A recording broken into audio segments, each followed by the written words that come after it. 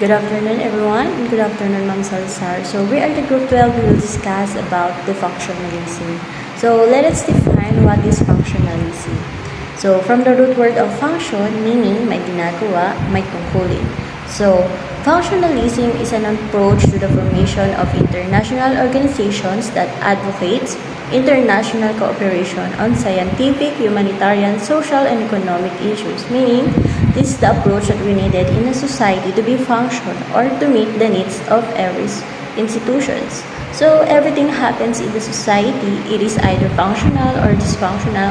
It's either good or bad is called functionalism. So they also said that this is one of the most popular theory. Next, though the term functionalism is used to designate a variety of positions in a variety of other disciplines, including psychology, sociology, economics, and architecture, this entry focuses exclusively on functionalism as a philosophical thesis about the nature of mental states. Functionalism believes that the society is relatively stable. So, this is the things occurs in a society for specific function, and those function help maintain stability or yung katatagan na meron. So, still, the functionalism is officially neutral, walang pinapanigan. Walang pinapanigan po ang isip nito between the materialism and dualism. So, it has been particularly attractive to materialists since many materialists believe or argue according to Lewis 1966 that it is overwhelmingly likely that any states capable of playing the roles in question will be physical states. So, some scholars have also suggested that functionalism relied too much on an almost deterministic belief in the ability of technical solutions to resolve a political dispute. So, next, institutions include the family, religion, peer group, economic system, legal system, penal system, language, and ability. So, pag sinabi po natin functionalism,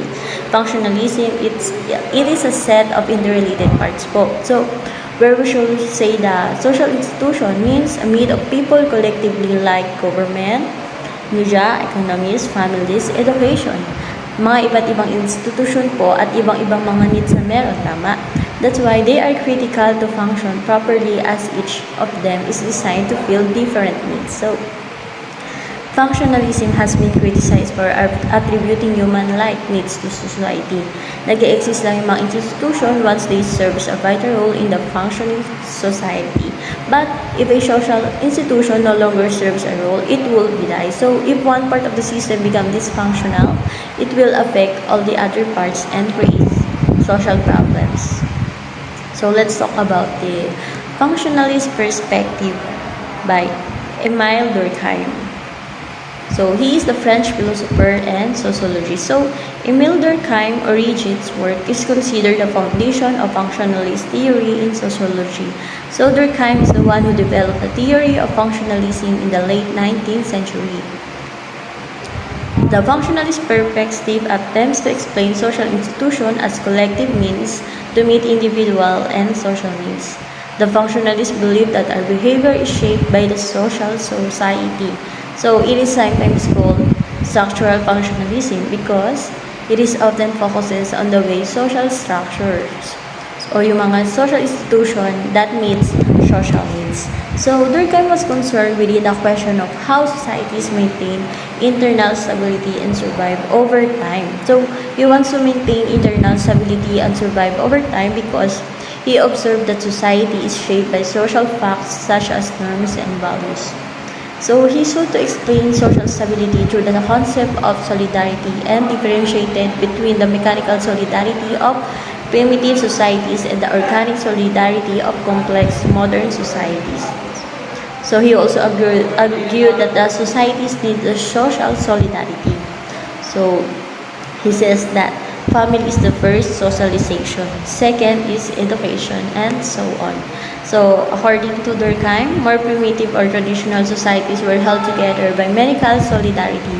Members of society live in a relatively small and differentiated groups where they share strong family ties and perform similar daily tasks. So Durkheim is interested in how social order is possible or how society remains relatively stable. So this theory focuses on the macro level of social structure rather than the micro level of everyday. So functionalism does not encourage people to take an active role in changing their social environment, even when doing so many benefit of them. Antecedents of functionalism. Although functionalism attained its greatest prominence as a theory of mental states in the last third of the 20th century, it has antecedents in both modern and ancient philosophy, as well as in early theories of computation and artificial intelligence. Bagamat nakamit ng functionalism ang pinakamalaking katanyagan bilang isang teorya ng mental states noong ika-20 siglo. So, ito daw po ay mayroong itong mga nauna sa moderno at sinaunang filosofiya. Gayon din sa mga unang teorya ng computation at artificial intelligence o katalinuhan. The second is early antecedents. The earliest view that can be considered an ancestor of functionalism is Aristotle's theory of the soul, 350 BCE. In contrast to Plato's claim that the soul can exist apart from the body, Aristotle argued, the animal became to ch1 that the human soul is the form of natural, organized human body, the set of powers or capacities that enable to express its essential oneness, which for Aristotle is a matter of fulfilling the function or purpose that defines it as the kind of thing it is. So, ito daw po ay ang pinaka-maagang pananaw na maaaring ituring na isang ninuno ng functionalism ay si Aristotle's theory of the soul o mga kaluluwa. Sa kaibahan sa pang-aangkin kay Platos na ang kaluluwa daw ay maaring umiiral ng walay sa katawan, si Aristotle ay nakipagtalo ito. So, na ang tao daw po, na kaluluwa ay ang anyo ng natural, organisadong katawan ng tao. Ang halin ng mga kapangyarihan o kapasidad na pagganahin ito upang ipahayag ang kanyang mahalagang essence o pinakadiwa, na para kay Aristotle ay isang bagay na pagtupad sa tungkulin o layunin na tumutukoy dito bilang isang uri ng bagay na ito. A second relatively early ancestor of contemporary functionalism is Hobbe's 1651 account of reasoning as a kind of computation that proceed by mechanistic principles comparable to the rules of arithmetic. So ito ang pangalawa sa kamag-anak ng mga ninuno ng contemporary functionalism ay si Hobbe's noong 1651. Ito ay ang pangangatwiran bilang isang uri ng computation na nagpapatuloy sa pamamagitan ng mga prinsipyong mekanikal na maihahambing sa mga tuntunin ng aritmatika. Varieties of functionalism.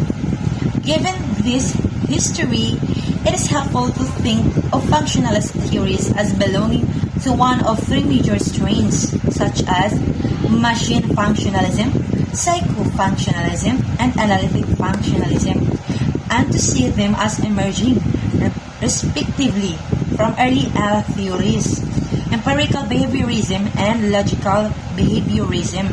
Still, it is instructive to give separate treatment to the three major strains of the doctrine, as long as these caveats are kept in mind.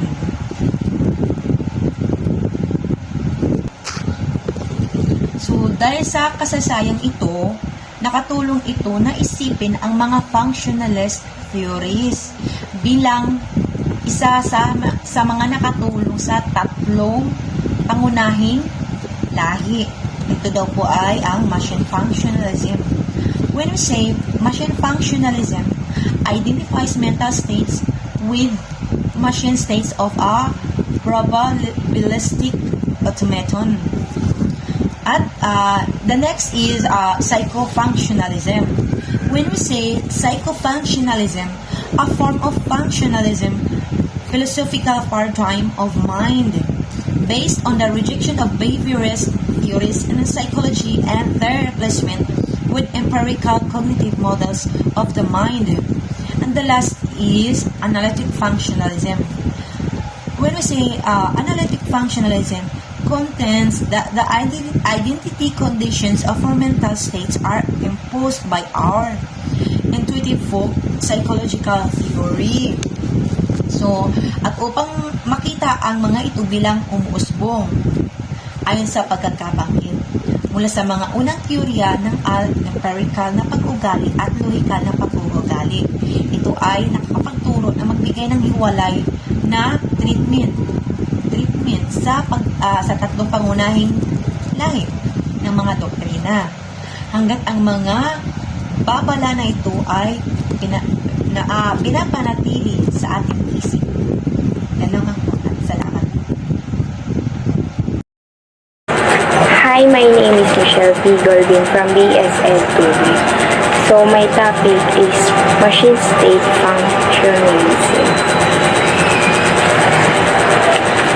So, machine state functionalism is a theory sometimes known as machine state functionalism due to the similarities that can be drawn between this view of the mental and the way that simple or complex machines work. Thus, we may say the physical makeup of our brain is similar to the hardware of a computer, inputting certain information and state, whilst the mental is the software logging those inputs. The software, or our mind, is then responsible for organizing and processing before feeding out information in a different form outputs. It is claims that the mind is a very complex computer program, one that arises naturally, not one that's designed or programmed by anyone. Machine states are parts of the specification of the job descriptions of an entire system, since human minds would be captured by different machine focus or total job descriptions than animals. Humans cannot share any mental states with animals or other creatures. So next is psychofunctionalism. The father of psychofunctionalism is Edward L. Thorndike. He born on August 31, 1874 in Williamsburg. He died on August 9, 1949 at the age of 74. Known for father of educational psychology, law of effect, behavior modification, pioneer of functionalism. So, what is the psychofunctionalism? It is a psychology is the study of mental activity. Example, perception, memory, imagination, feeling, and judgment. Mental activity is to be evaluated in terms of how it serves the organism in adapting to its environment. Focuses on the functions of the mind. Study of how mental process operates. Study of how the mental process functions in the evolution of the species. What adaptive property it provides that would cause it to be selected through evolution. Functionalism is a theory about the nature of mental states. According to functionalists, mental states are identified by what they do rather than by what they are made of. Functionalism is the most familiar or received view among philosophers of mind and cognitive science. Hi, my name is Carl Joyce G. Senior and I am from Edu2B and I am a reporter from the group club. So this is my topic regarding to our report. So, analytic functionalism. Like the logical behaviorism from which it emerged, the goal of the analytic functionalism is to provide topic neutral translations or analyses of our ordinary mental states, terms, or concepts. Analytic functionalism, of course, has richer resources than logical behaviorism for such translations, since it permits reference to the causal relations that a mental state has to stimulation, behavior, and other mental states. This is the distinction between what has come to be known as role functionalism and realizer functionalism. For example, we have a topic which is the pain. Pain is the state that tends to be caused by bodily injury to produce the belief that something is wrong with the body and the desire to be out of that state to produce anxiety. So that comes the role functionalism. Role functionalism identified the pain, which is our topic, with that higher level relational property. For example, any massive pain that we feel, like taking injections, dislocated bones, any massive pain or higher level pain, that what we called role functionalism. So for the realizer functionalism, it identify the pain, our topic, with that lower level relational property, which is, for example, the anxiety, being sad, being lazy, unwell. That is the realizer functionalism comes, the lower level relational property. So next, objection to functionalism. The previous sections were by and large devoted to the presentation of the different varieties of functionalism and the evaluation of the relative strengths and weaknesses. There have been many objections to functionalism, however, that applies to all versions of the theory. Some of these have already been introduced earlier. An earlier discussion by the other reporters. So, critics of the theory. Many sociologists have critiqued functionalism because of its neglect of the often negative implication of the social orders. So there is so many sociologists that critique the functionalism theory.